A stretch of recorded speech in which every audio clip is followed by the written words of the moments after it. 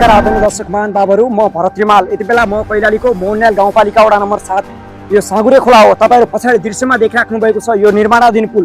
यो साँगुरे खोलामा निर्माणाधीन पुल चाहिँ आज भाँचिएको अवस्था छ। निर्माण सम्पन्न नहुँदै पुल भाँचिएको छ। तपाईहरु दृश्यमा देखिराख्नु भएको छ यो पुलको लागत 15,67,15,662 रकम बराबरको चाहिँ पुल निर्माण भइरहेको छ भने पुल निर्माण सम्पन्न नहुँदै पुल भाँचिएको छ। तपाईले हामीले दृश्यमा देखाइराखेका छौं।